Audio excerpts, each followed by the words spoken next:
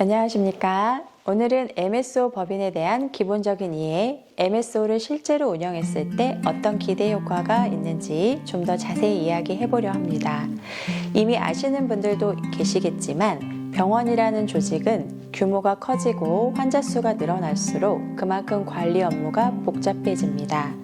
원장님들은 진료와 시술에 집중해야 하는데 경영과 행정까지 신경 쓰다 보면 결국 시간이 부족해지고 여러 가지 기회를 놓치게 됩니다.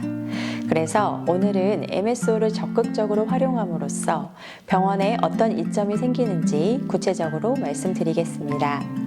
가장 먼저 떠오르는 이점은 비의료 분야에 대한 전문적인 행정 지원이 가능해진다는 점입니다. 병원은 환자의 건강을 다루는 곳이기 때문에 무엇보다 의술이 뛰어나야 합니다. 그런데 그것만으로는 병원을 안정적으로 운영하기 어려운 시대가 되었습니다. 원장님이 진료에 집중하시는 동안 누군가는 인력 관리, 인사 노무, 재무 회계, 공급망 관리, 심지어 마케팅에 이르기까지 다양한 영역을 총괄해줘야 병원이 원활하게 돌아갑니다. 그런데 이런 업무를 모두 병원 내부 인력으로만 해결하려면 인건비가 고정비 형태로 늘어날 수밖에 없고 인력 운영의 유연성도 떨어지게 됩니다. 반면 MSO를 이용하면 이런 부분을 외주로 돌릴 수 있으니 인력 운용이 훨씬 탄력적으로 바뀌고 필요 이상의 고용 부담에서 벗어날 수 있습니다. 이렇게 인력 문제를 해결하는 것만으로도 큰 장점이 있지만 MSO를 통해 업무 프로세스를 표준화하고 최적화한다는 것도 굉장히 중요합니다. 병원이 커지다 보면 중복 업무가 생기고 매번 새로운 직원을 뽑아서 같은 작업을 여러 차례 설명하고 인수인계를 해야 합니다. 만약 그 과정에서 실수가 발생하면 환자 대기 시간은 늘어나고 원장님은 진료 시간을 더 쪼개서 행정 문제를 해결해야 하는 상황이 올 수도 있습니다. 반면 MSO가 표준화된 프로세스를 갖추고 디지털 기반 시스템까지 마련해 준다면 같은 실수가 되풀이되지 않고 체계적으로 업무가 이어질 수 있습니다. 직원이 갑자기 떠나더라도 인계가 훨씬 수월해지고 전산 데이터가 축적되어 있기 때문에 새로운 인력도 빠르게 적응할 수 있게 됩니다. 또 하나 놓칠 수 없는 것은 병원이 성장하기 위해서는 경쟁 병원과 확실한 차별화를 해야 한다는 점입니다. 의술이 뛰어난 것과 환자를 사랑하는 인술, 그리고 이를 바탕으로 매출을 올릴 수 있는 상술까지 흔히 말하는 이 세 가지가 균형을 이뤄야 병원이 지속적으로 성장할 수 있습니다.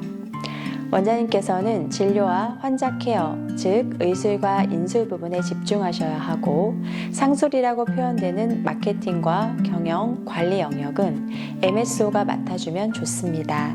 특히 마케팅은 병원에서 놓치기 쉬운 부분인데 어느 매체에 광고를 집중할지, 어떤 이벤트를 진행할지, 환자들에게 어떤 이미지를 심어줄지 등을 제대로 계획한다면 매출 증대에 크게 기여할 수 있습니다.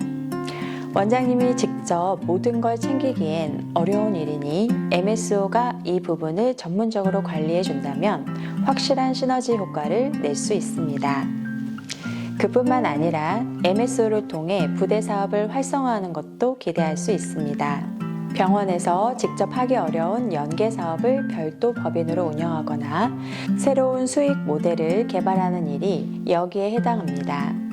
이를 통해 얻어지는 소득 분산 효과는 합법적인 절세 수단으로도 연결될 수 있습니다. 예를 들면 건강 관련 상품 판매나 환자 편의를 돕는 다양한 프로그램을 법인으로 돌리면 원장님 개인 명의로 얻는 소득이 줄어들어 종합소득세 부담을 줄이는 데 도움이 됩니다. 물론 이때 의료법에서 정한 1인 1개소 원칙을 지키고 실제로 제공되는 서비스가 명확히 존재해야 탈세나 편법 운영으로 오해받지 않습니다. 그래서 MSO를 가족법인 형태로 만들 경우 그 법인이 정말로 실질적인 기능을 수행하는지가 아주 중요해집니다. 한편 MSO가 제대로 기능하려면 법률 리스크와 세무 리스크에 대한 대비도 함께 이루어져야 합니다. 원장님들은 항상 국세청의 관심 대상에 속하기 때문에 MSO를 통한 비용 처리나 인건비 지출이 허위로 잡히면 문제가 될 수 있습니다. 그러나 실제로 업무를 대행하고 실질적인 관리 지원 활동을 하고 있다면 그 대가를 지불하는 것은 너무나도 당연한 계약 관계가 됩니다. 결국 MSO가 무엇을 해주고 그 대가가 어떻게 산정되는지를 투명하게 증명할 수 있어야 세무조사나 의료법 위반 의혹을 방지할 수 있습니다.